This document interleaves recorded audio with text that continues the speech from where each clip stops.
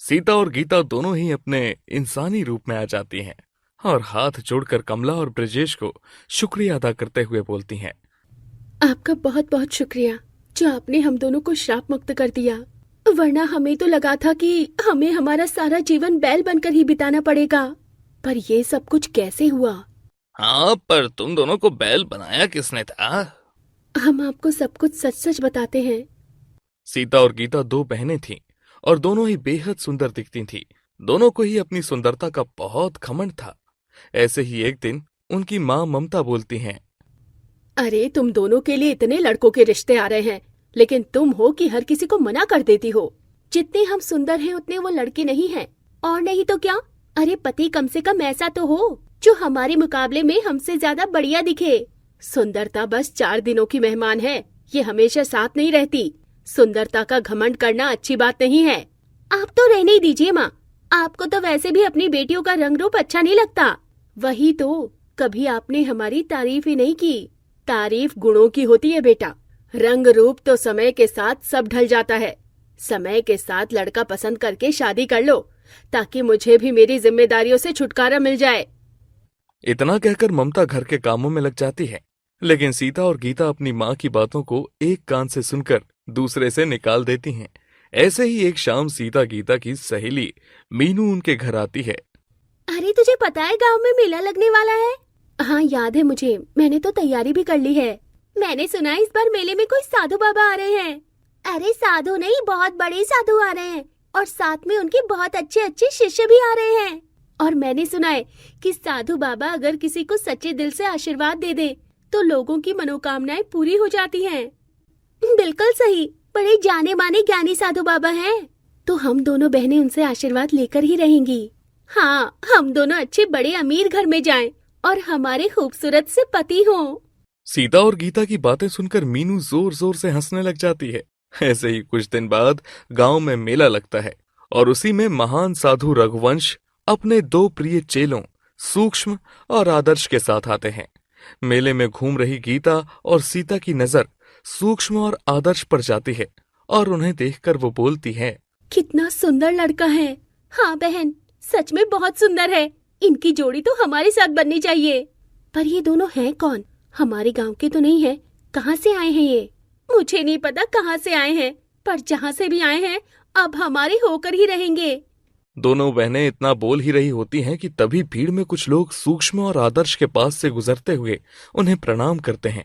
तभी वहां पर मीनू भी आ जाती है और बोलती है। अरे आंखें फाड़ फाड़ के क्या देख रही हो तुम दोनों? बहन सच बता, ये 2 सुंदर नौजवान कौन हैं? जल्दी से बता दे, मेरा तो दिल फिदा हो गया है। अरे ये साधु बाबा रघुवंश के चेले हैं। आदर्श और सूक्ष्म ये उनके सबसे प्रिय हैं। जितना सुंदर चेहरा उतने सुंदर नाम। अब इन दोनों को तो हम अपना बनाएंगे। बिल्कुल भी नहीं, ये दोनों मोह माया से बिल्कुल परे हैं। ये शादी नहीं करेंगे। ऐसे कैसे नहीं करेंगे? शादी के लिए मनाना हमारी जिम्मेदारी है। और नहीं तो क्या, अरे हुस्न के आगे तो अच्छे अच्छे घुटने टेक देते हैं। फिर ये कौन से खेत की मूली है? इतना कहकर दोनों बहनें एक दूसरे की तरफ देखती हैं और पूरे मेले में गीता और सीता की नजर सूक्ष्म और आदर्श पर बनी रहती है। मेला खत्म हो जाता है, लेकिन साधु बाबा रघुवंश अपने चेलों के साथ कुछ दिन गांव में रहने की योजना बनाते हैं। सभी गांव वाले साधु बाबा की सेवा कर रहे होते हैं। ऐसे ही एक दिन सीता और गीता भी साधु बाबा के स्थान पर जाती हैं। प्रणाम बाबा। प्रणाम बालिका, बताओ क्या समस्या है? समस्या तो कोई नहीं है, हम तो बस आपकी शरण में रहकर भक्ति करना चाहती हैं। जी बाबा जी, मैं और मेरी बहन आपके आश्रम में रहकर पूरे मन से सेवा करना चाहती हैं। अत्यंत उच्च विचार हैं आप दोनों के। हम आपको सेवा का मौका अवश्य देंगे। इतना कहकर रघुवंश सूक्ष्म और आदर्श को बुलाते हैं और बोलते हैं। आज से ये दोनों हमारे आश्रम में रहकर सेवा करेंगी। आप दोनों ही इन दोनों को अच्छे से कार्य समझा दें। ठीक है गुरुजी। ठीक है गुरुजी, आइए आप हमारे साथ चलें।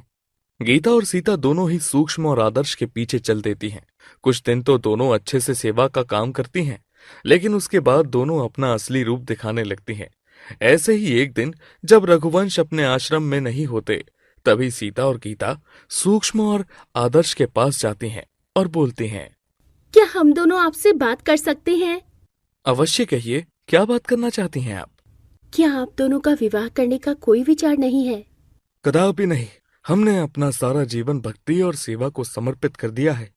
ये सब तो कहने की बातें हैं। आप जैसे नौजवानों को तो शादी करनी चाहिए, वो भी ऐसी सुंदर लड़कियों के साथ। सेवा करने के लिए तो बहुत सारे लोग हैं दुनिया में, कोई मेवा खाने के लिए भी तो होना चाहिए ना। लेकिन हम ऐसी सोच और मोह माया से बिल्कुल परे हैं। बिल्कुल। और आप भी ये व्यर्थ प्रयास ना करें, आपके लिए अच्छा होगा। इतना कहकर आदर्श और सूक्ष्म वहां से चले जाते हैं। लेकिन उन दोनों की ही बातें गीता और सीता को बहुत बुरी लगती हैं। इनकी इतनी हिम्मत कि हमें मना कर रहे हैं। आज तक किसी ने हमारा रूप देखकर हमें ना कहने की हिम्मत नहीं की, और इन दोनों ने हमें ठुकरा दिया। इसका बदला तो हम जरूर लेंगे इन दोनों से।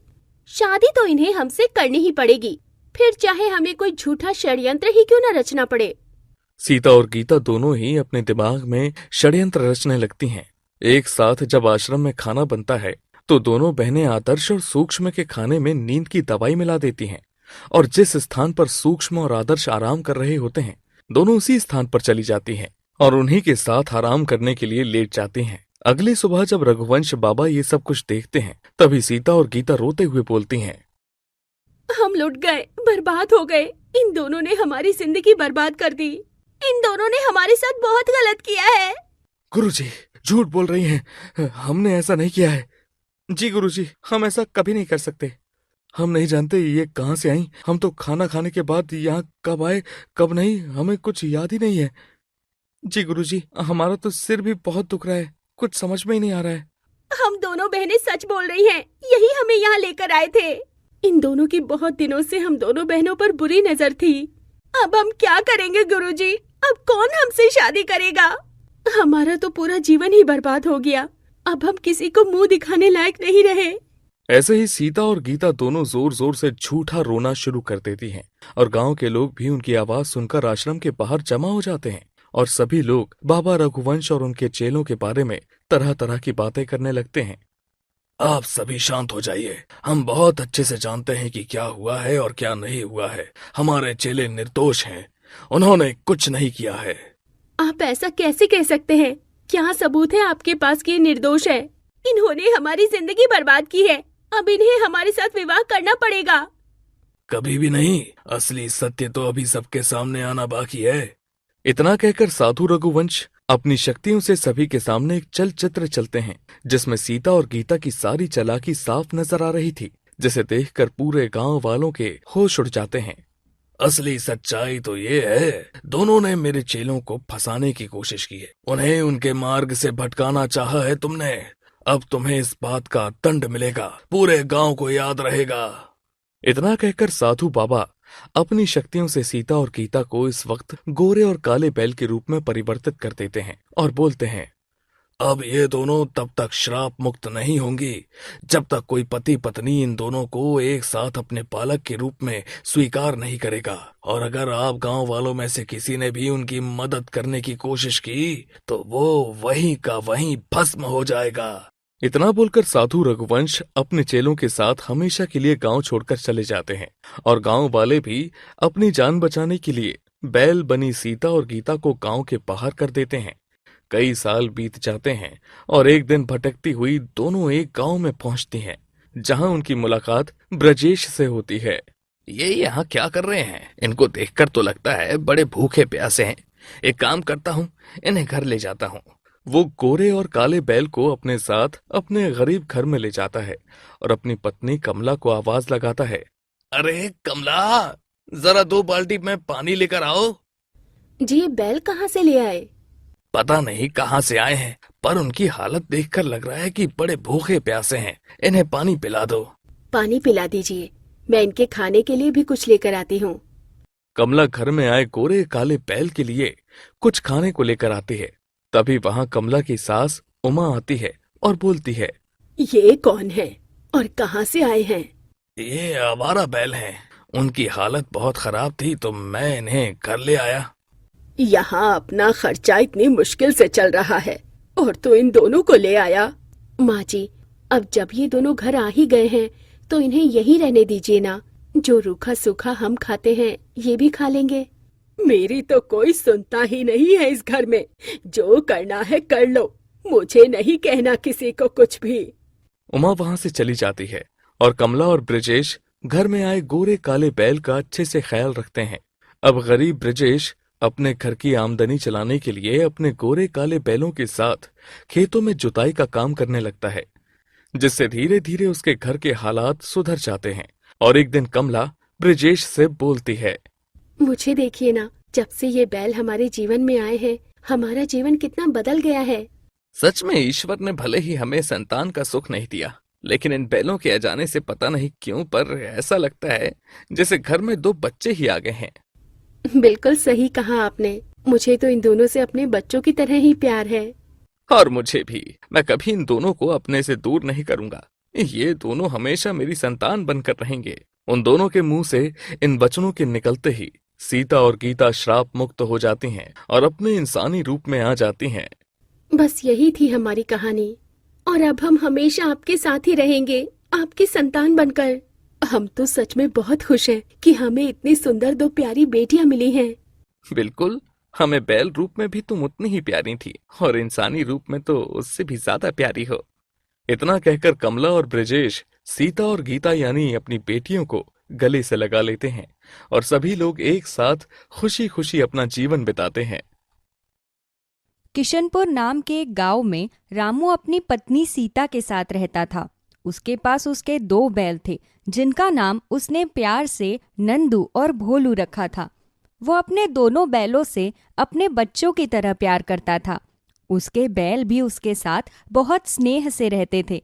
यहाँ तक कि जब रामू खुद उन्हें खाना खिलाने नहीं आता, तब तक वो खाने की तरफ देखते भी नहीं थे। रामू पूरा दिन उनके साथ अपना खेत जोतता है, फिर उन्हें खाना खिलाकर खुद खाना खाता है। उनका जीवन बहुत ही खुशहाल चल रहा था। लेकिन वो कहते हैं ना कि कुछ लोगों को दूसरों की खुशी बर्दाश्त नहीं होती। ऐसे ही रामू के पड़ोस में सोहन नाम का एक आदमी रहता था, जिसे रामू और उसके बैलों के बीच का प्यार देखकर बहुत ईर्ष्या होती थी। इसके बैलों की वजह से ही इसकी खेत की जुताई इतनी अच्छी होती है। इसी वजह से दिन ब दिन अच्छे पैसे कमा रहा है। मन तो करता है इसके बैलों को कहीं दूर छोड़ाऊं, लेकिन ये दोनों घूम फिर कर फिर इसी के पास आ जाएंगे। मुझे इन बैलों को ठिकाने लगाने का कुछ और ही तरीका सोचना पड़ेगा। सोहन अपने दिमाग में बुरे विचारों को लाना शुरू कर देता है। तभी उसके मन में एक ख्याल आता है, क्यों ना मैं इन दोनों को खाने में कुछ ऐसा मिलाकर खिला दूं जिससे ये दोनों बीमार हो जाएं। बीमार होने के बाद तो ये वैसे भी कोई काम नहीं कर पाएंगे और रामू का काम अपने आप खराब हो जाएगा। सोहन दूर गांव से जाकर कोई जड़ी बूटी लेकर आता है। जब रामू अपने बैलों के लिए उनकी खोर में चारा खाने के लिए डालता है, तभी मौका पाकर सोहन बैलों के खाने में उस जड़ी बूटी को छिड़क देता है। नंदू और भोलू बड़े ही सीधे स्वभाव से उस चारे को खा लेते हैं, लेकिन उस चारे को खाने के बाद अचानक उनकी तबीयत खराब हो जाती है। अगले दिन जब रामू उनके पास आता है तो देखता है कि नंदू और भोलू का चेहरा उतरा हुआ है और उन दोनों के शरीर में जरा भी फुर्ती नहीं है। क्या बात है नंदू और भोलू, आज तुम दोनों का खेत में जाने का मन नहीं है क्या? रामू उनके चेहरे की तरफ देखता है तो उनका चेहरा बिल्कुल ढल चुका था। रामू उन्हें इस तरह देखकर घबरा जाता है। वो तुरंत ही डॉक्टर को उनके पास लेकर आता है। डॉक्टर साहब, मेरे नंदू और भोलू तो हमेशा ही बिल्कुल चुस्त दुरुस्त रहते हैं। पता नहीं आज अचानक इन दोनों को एक साथ क्या हो गया। चेहरा कितना ढल गया है इनका। लगता है इन दोनों ने कुछ गलत खा लिया है, इस वजह से इनकी तबीयत खराब हो गई है। मैंने इन्हें इंजेक्शन तो लगा दिया है, हो सकता है कि इन्हें धीरे धीरे आराम आ जाए। ये उनकी दवाइयां हैं, इन्हें खाने में मिलाकर खिला दीजिएगा। डॉक्टर उन्हें दवाई देकर वहां से चले जाते हैं।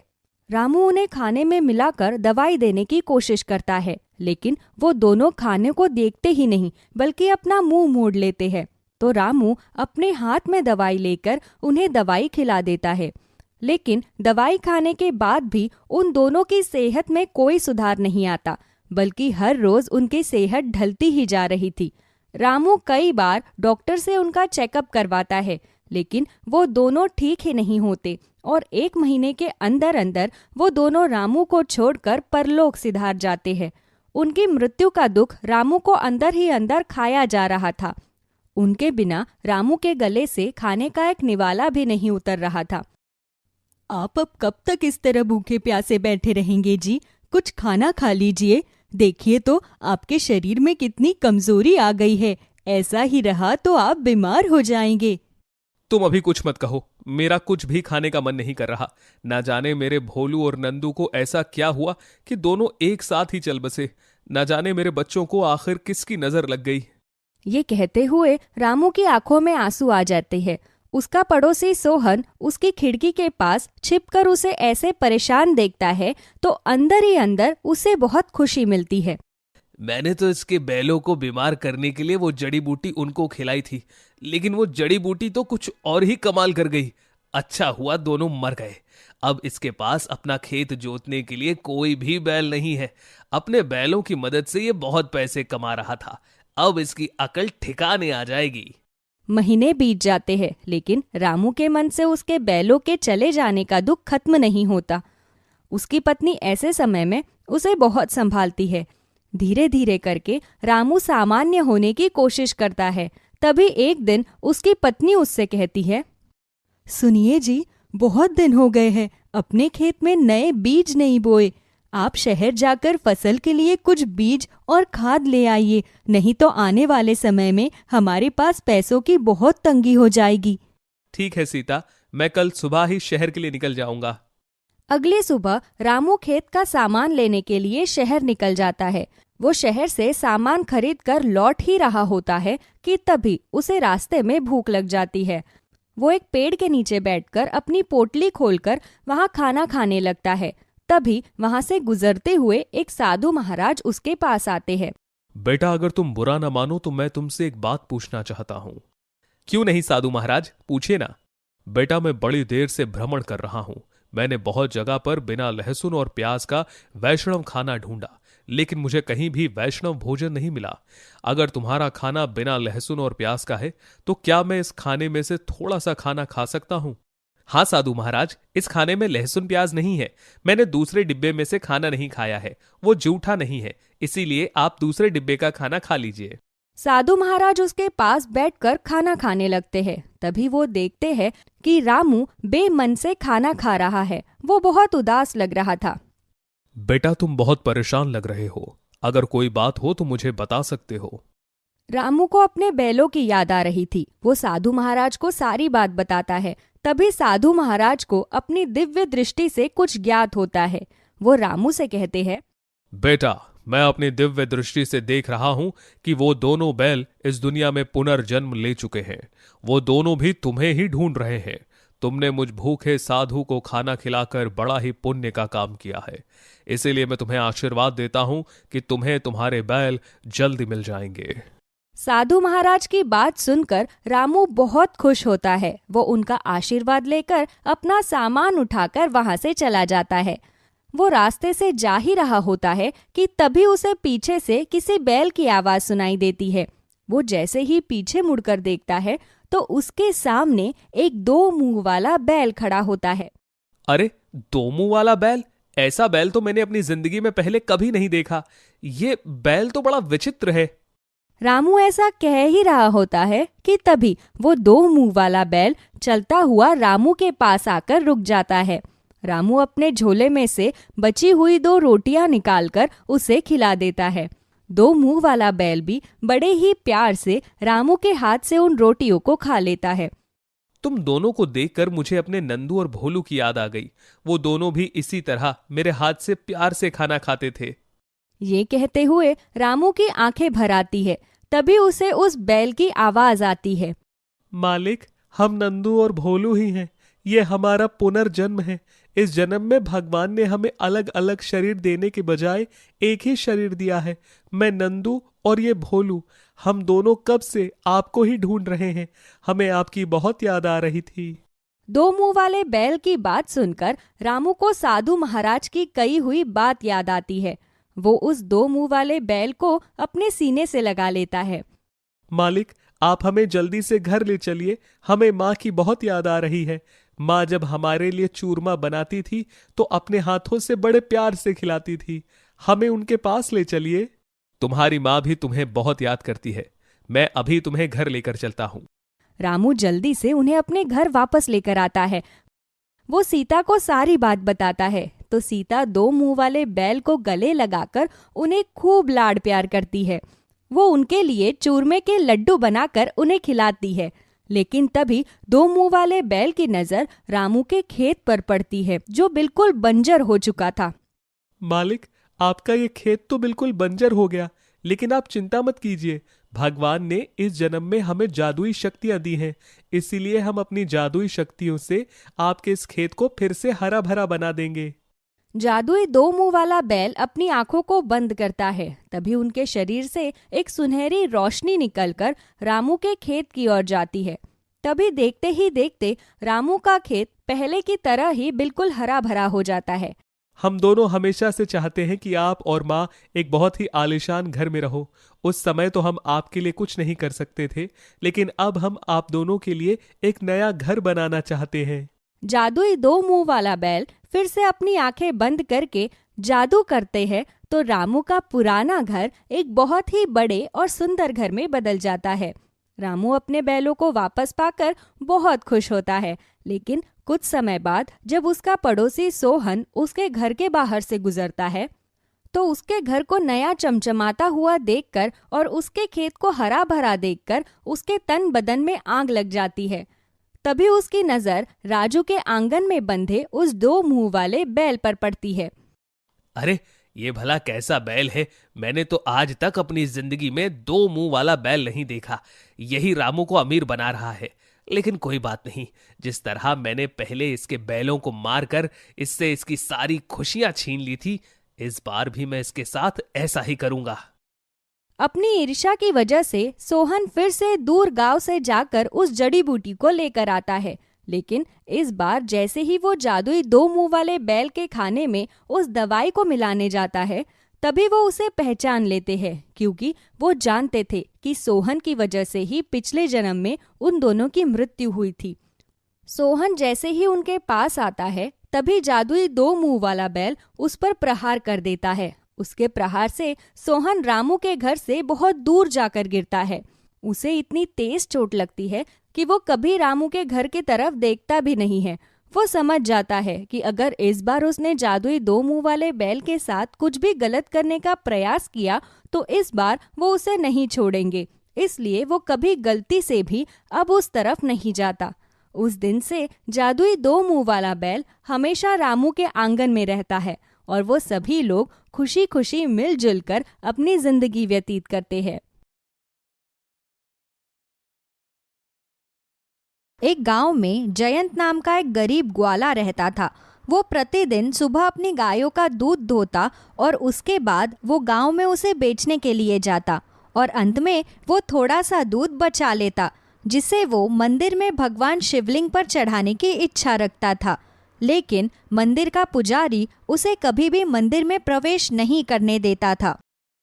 तुम्हें कितनी बार कहा है, यहाँ पर तुम जैसे लोगों का आना वर्जित है।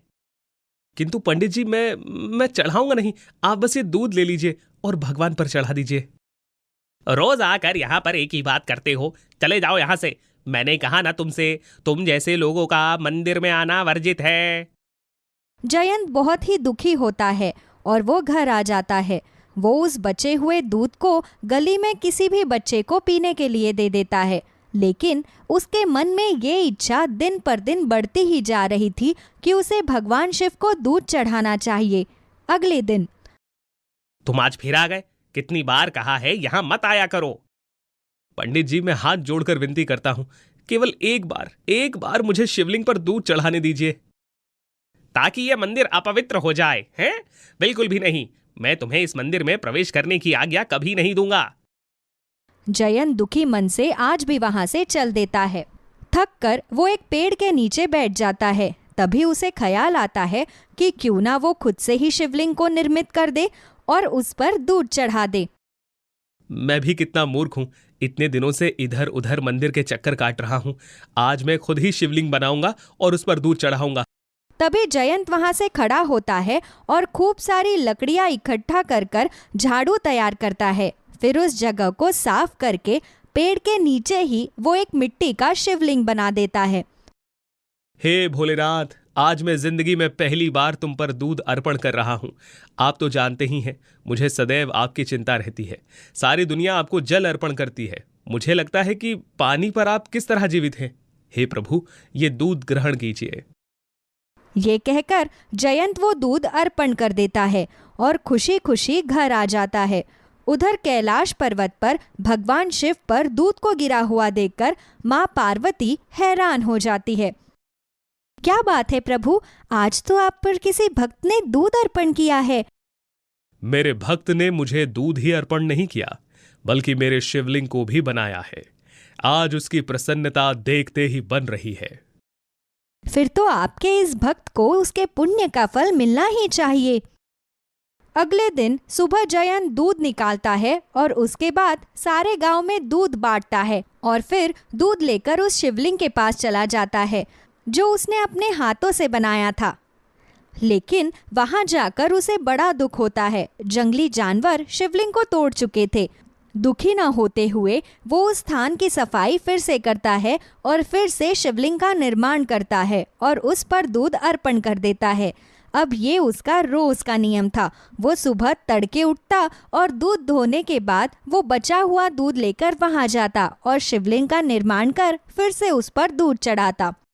और उधर मंदिर के पंडित को बड़ा ही अचंबा हो रहा था कि इतने सालों से जो नियम जयंत ने कभी नहीं तोड़ा था वो कैसे तोड़ दिया। अब वो मंदिर नहीं आता।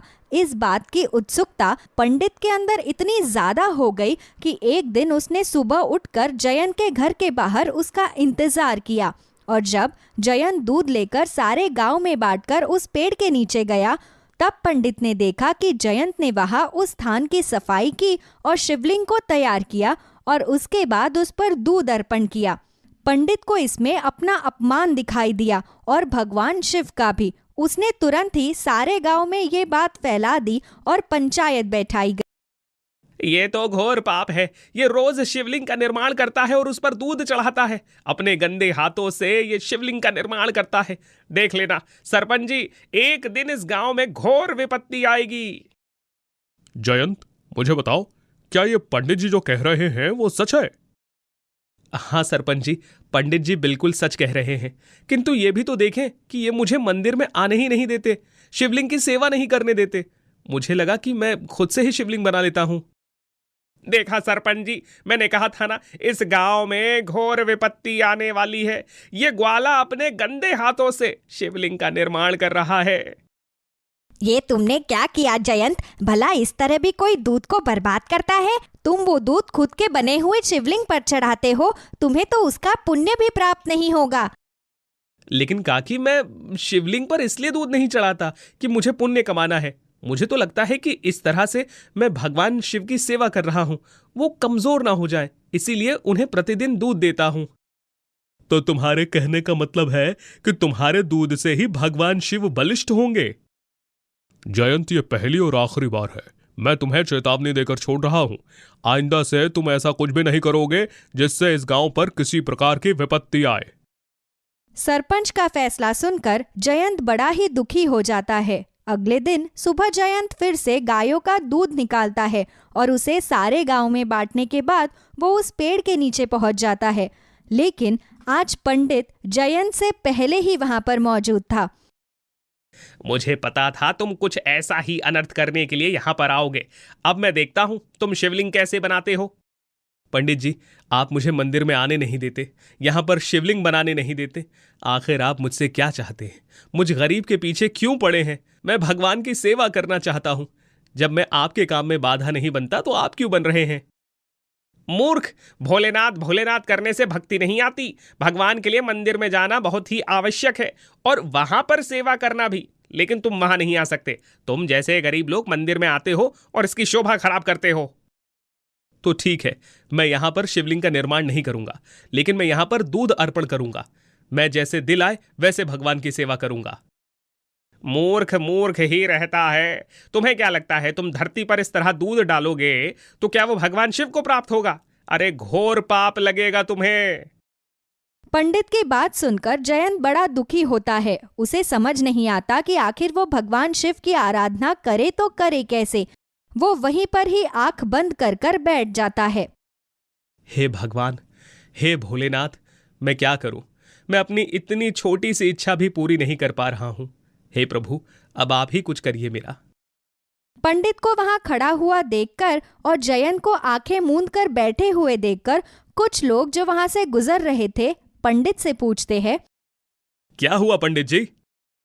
गांव वालों को तो बिल्कुल भी चिंता नहीं है। जाओ सारे गांव को इकट्ठा करो और बताओ कि जयंत क्या कर रहा है।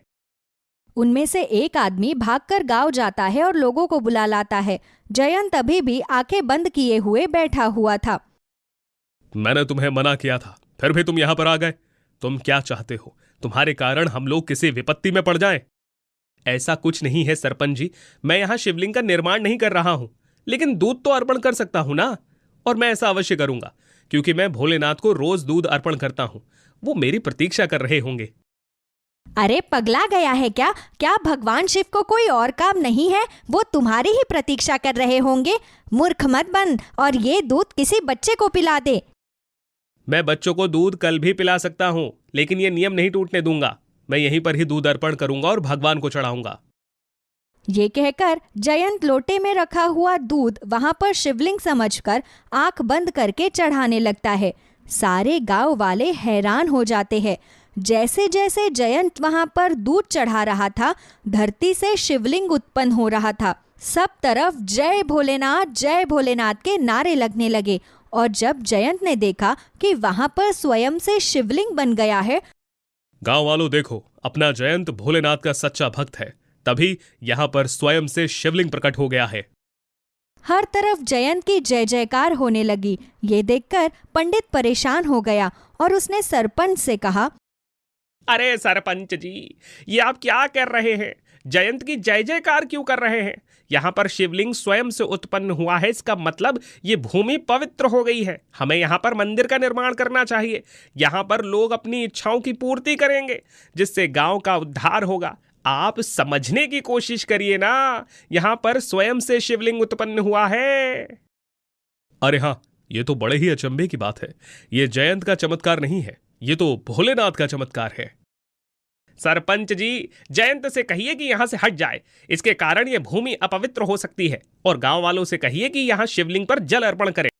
सरपंच अपने आदमियों से कहता है कि जयंत को यहाँ से भगा दो। वो लोग जयंत को वहां से भगा देते हैं और खुद जल भर कर लाते हैं और शिवलिंग पर चढ़ाने लगते हैं।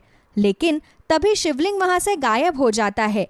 ये देखकर सब लोग हैरान हो जाते हैं। सब अपने अपने घर चले जाते हैं। अगले दिन सुबह जयंत फिर से गाय का दूध लेकर सारे गांव में बांटने के बाद उस पेड़ के नीचे पहुंच जाता है और दूध चढ़ाने लगता है। तभी वहां पर स्वयं से शिवलिंग प्रकट होते हैं। हे प्रभु, आपका लाख लाख धन्यवाद। आपने मुझ गरीब की भावनाओं को समझा और स्वयं प्रकट हो गए। तभी वहां पर भगवान शिव प्रकट होते हैं। तुम्हारी भावना और लगन को देखकर मुझे स्वयं आना ही पड़ा जयंत। जब एक भक्त इतने सच्चे दिल से अपने भगवान को पुकारता है तो भगवान को आना ही पड़ता है। हे भगवान, मुझ पर कृपा करो और हमेशा के लिए यहां पर प्रकट रहो। मेरे गांव वालों पर कृपा करो। हमसे कोई भूल चूक हो गई हो तो क्षमा करो। जैसी तुम्हारी इच्छा जयंत। आज से तुम्हें सब लोग सच्चे शिव भक्त के रूप में जानेंगे। और तभी भगवान भोलेनाथ वहां से अंतर ध्यान हो जाते हैं। जयंत की शिव भक्ति देखकर सब लोग अब वहां पर जाकर जल चढ़ाने लगे। अब वो शिवलिंग गायब नहीं होता था। अब जयंत अपने काम के बाद आकर भगवान शिव की सेवा करता और पंडित भी कुछ नहीं कर पाता था। अब उसने भी मान लिया था कि जयंत भगवान शिव का सच्चा भक्त है। मेरा नाम सरला देवी है। मैं एक बहुत ही व्यस्त महिला हूँ, लेकिन मैं कितना भी व्यस्त रहूँ, सुबह के समय मैं अखबार बालकनी में बैठकर ही पढ़ती हूँ और पिछले 10 सालों से मैं लगातार यही दिनचर्या अपना रही हूँ। मेरी इसी आदत ने एक लड़की जिसका नाम रिंकी था, उसकी किस्मत बदल डाली। ये बात पिछले साल की है। उस दिन रोज की तरह सरला सुबह बालकनी में बैठकर अखबार पढ़ रही थी कि तभी उसकी नजर एक छोटी लड़की पर पड़ी। उसकी उम्र तकरीबन 10 साल रही होगी। उसके हाथ में एक लंबी सी रस्सी पर चुंबक बंधी हुई थी और वो सड़क पर पड़े हुए छोटे छोटे लोहे की कीलें या सामान को कुछ चुंबक पर खींच रही थी। सरला उसके चेहरे की तरफ देख रही थी। जब भी कोई लोहे की चीज चुंबक पर चिपकती, वो खुश हो जाती है। अब मेरा ये रोज का काम था। वो सुबह एक ही समय पर आती थी और मैं भी अखबार तभी पढ़ने के लिए बैठी थी। अब सरला अखबार से ज्यादा उस लड़की की एक्टिविटी देखती थी। एक दिन सुबह से ही सूरज बहुत तेज चमक रहा था। बहुत गर्मी भी थी उस दिन। मैंने टेबल फैन साइड में लगाया और अखबार पढ़ने लगी कि तभी मेरी नजर रिंकी पर पड़ी। हे भगवान, इतनी तेज गर्मी में ये लड़की नंगे पैर, इसके तो पैर जल रहे होंगे। पता नहीं इसके पास पीने के लिए पानी भी है या नहीं। तभी सरला देवी की सास वहां आती हैं। अरे बहू, आज तो अखबार अंदर बैठकर पढ़ लेती, कितनी गर्मी हो रही है। माँ, मैं तो फिर भी बालकनी में बैठी हूँ। देखो वो छोटी बच्ची को सड़क पर नंगे पैर घूम रही है इस वक्त। अरे इन लोगों को कहाँ गर्मी लगती है, इनको तो आदत पड़ी होती है, ये लोग ऐसे ही घूमते हैं। सास वहां से चली गई और सरला काफी देर सोचती रही कि ऐसा नहीं है कि लोगों को आदत होती है, इनके पास इतने साधन ही नहीं होते। तभी उसे याद आया कि बेटे बंटी की एक जोड़ी नई चप्पल रखी हुई है, वो उसे दे दूंगी।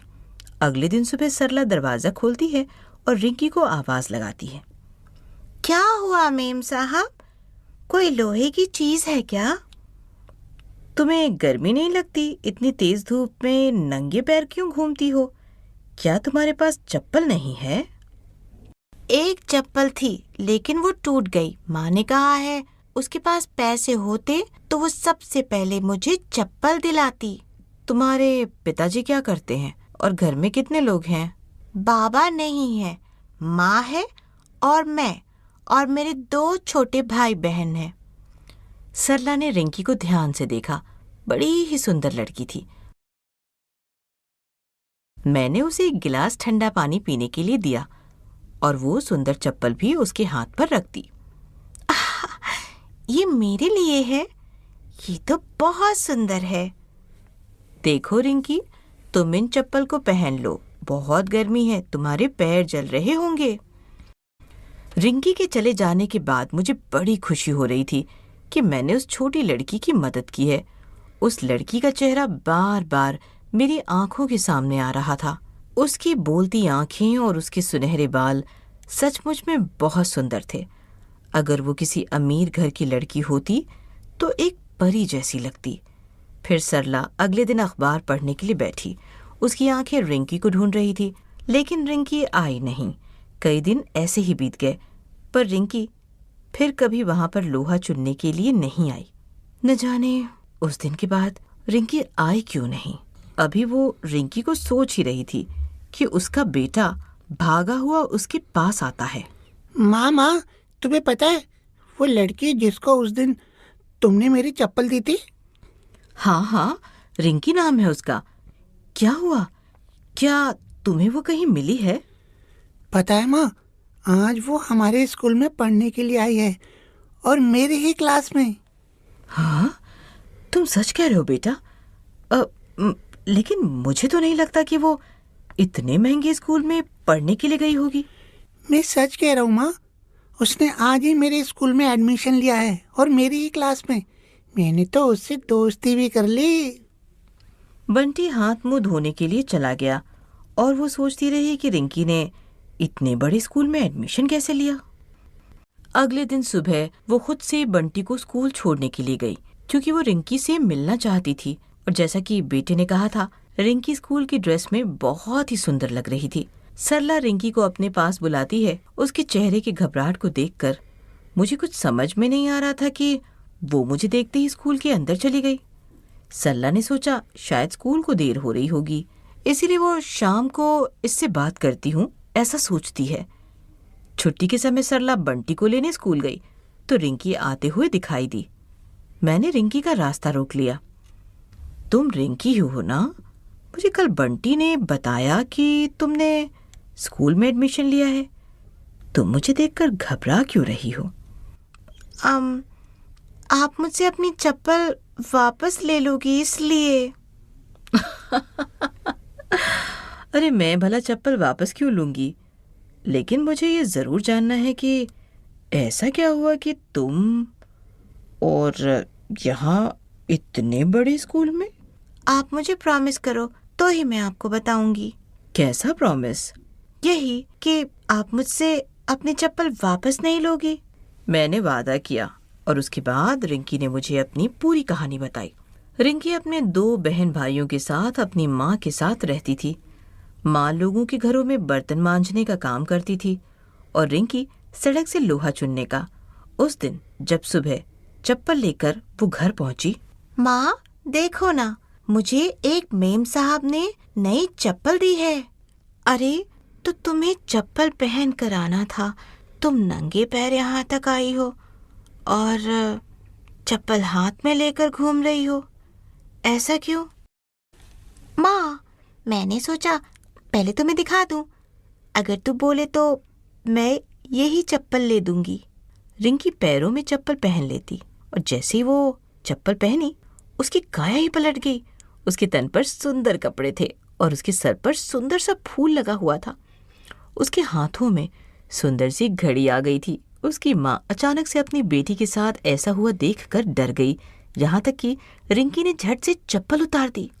ये क्या था? तूने जैसे ही चप्पल पहनी ये सब तेरे पास कहाँ से आ गया? माँ मैंने तो बस चप्पल पहनकर यही सोचा कि काश मेरे पास सुंदर कपड़े भी होते और मैं बहुत सुंदर दिखती, और फिर अचानक से ऐसा हो गया। तू कितनी सुंदर लग रही है, बिल्कुल परी जैसी। रिंकी ये चप्पल दोबारा से पहनो, इस बार सोच कि तेरे पास सुंदर सी गुड़िया हो। रिंकी चप्पल पहनती है और गुड़िया के बारे में सोचती है तो उसके हाथ में गुड़िया आ जाती है। रिंकी और उसकी माँ खुश हो जाते हैं कि उनके पास जादुई चप्पल आ गई है। माँ एक बारी और चप्पल पहनती हूँ और तुम सबके लिए सुंदर कपड़े मांग लेती हूँ। रिंकी जल्दी से चप्पल पहनती है और अपनी छोटी बहन भाई और माँ के लिए सुंदर कपड़े मांगती है। तभी वहां पर ढेर सारे कपड़े आ जाते हैं। वो अपनी माँ को देती है। अब रिंकी बहुत खुश थी। वो चप्पल पहनकर फ्रिज, टीवी और घर की सुंदर सुंदर चीजों के बारे में सोचती है। देखते ही देखते घर के अंदर टीवी, फ्रिज और बहुत सारी चीजें आ जाती हैं। रिंकी एक बार ये चप्पल उतार और फिर चप्पल से कुछ मांग। रिंकी ऐसा ही करती है, लेकिन चप्पल ऐसी ही पड़ी रहती है, वहां कोई चीज नहीं आती। फिर रिंकी की माँ उसकी छोटी बहन को भी चप्पल पहनाती है और उससे बोलती है कि तू भी कोई चीज मांग। तभी वहां पर कोई चीज नहीं आती। वो समझ जाती है कि रिंकी चप्पल को पहनती है। वो जादुई चप्पल अपना करिश्मा दिखाना शुरू कर देती है। अब तो रिंकी के घर की हालत एकदम से बदल जाती है। वो लोग एक बड़ा सा घर ले लेते हैं, नौकर चाकर हो जाते हैं और सारे बहन भाइयों का बंटी के स्कूल में एडमिशन हो जाता है। यहाँ तक कि आसपास के लोग भी हैरान थे कि ऐसा क्या हो गया कि ये लोग 2 दिन में ही अमीर हो गए। रिंकी सब कुछ सरला को बता देती है। सरला को बड़ा दुख होता है कि वो चप्पल तो उसके पास थी। पिछले 1 साल से वो चप्पल उसके घर में थी और उसे ही नहीं पता था कि ये चप्पल जादू कर सकती है। रिंकी वहां से चली जाती है। क्या हुआ? आज इसकी टीचर ने शिकायत लगा दी क्या? क्या दोनों माँ बेटे का मुंह उतरा हुआ है? माँ तुम्हें याद है वो लड़की जिसको मैंने उस दिन चप्पल दी थी? हाँ हाँ याद है। क्या हुआ उसे? माँ वो बहुत अमीर हो गई है, बहुत ज्यादा अमीर। अमीर हो गई है? क्यों? उसकी लॉटरी लग गई है क्या? माँ लॉटरी से भी अच्छी चीज लग गई है। तुम्हें पता है उसके हाथ में जादुई चप्पल लग गई है। वो उस चप्पल को पहनकर जो कुछ भी सोचती है और मांगती है वो उसे मिल जाती है। और तो और उसने बंटी के स्कूल में एडमिशन भी ले लिया है। ये सुनकर तुझे तरस आ रहा था? उस दिन नंगे पैर घूम रही है, पैर जल रहे होंगे उसके। अब पछतावे से क्या, जब चिड़िया चुग गई खेत। अब जाओ और उसे वो चप्पल वापस ले लो। नहीं माँ, दी हुई चीज मैं कैसे मांग सकती हूँ, और वैसे भी वो चप्पल केवल रिंकी उसे पहनती है तभी जादू दिखाती है। उसकी बहन ने वो चप्पल पहना तो जादू नहीं हुआ। ओहो, तो क्या हुआ? हमारा बंटी पहनेगा तो क्या पता जादू चल जाए। तभी सरला बंटी और अपनी सास को लेकर रिंकी के घर जाती है। रिंकी डर जाती है, लेकिन तब सरला कहती है, घबराओ नहीं रिंकी, मैं तुमसे चप्पल वापस नहीं लूंगी। बस देखना चाहती हूँ कि बंटी अगर उसे पहनता तो क्या वो जादू दिखाती। बंटी पैरों में चप्पल पहनता है और बोलता है उसके पास एक बहुत बड़ी गाड़ी हो, लेकिन वहाँ पर गाड़ी नहीं आती। बहुत बार बोलने के बाद भी वहाँ पर गाड़ी नहीं आती। यहाँ तक कि रिंकी और उसकी सास भी उस पर पैर रखकर खड़ी हो जाती हैं, तब भी नहीं। इसका मतलब ये हुआ कि रिंकी यहाँ पर सबसे साफ दिल तुम्हारा ही है, इसीलिए तुम्हें ये जादुई चप्पल मिली है। ये तुम ही रखो, क्योंकि ये तुम्हारा ही कहा मानेगी। पर हाँ, वादा करो जब किसी को कोई ज़रूरत होगी तुम उसकी मदद ज़रूर करोगी। ठीक है मैम, मैं सबकी मदद करूंगी। आपका शुक्रिया। सरला वहाँ से चली जाती है और मन ही मन सोचती है कि जिसकी किस्मत में जो लिखा होता है वो उसे ज़रूर मिलता है, वरना 1 साल से घर में रखी हुई चप्पल रिंकी के पैरों में जाकर जादुई चप्पल कैसे बन गई।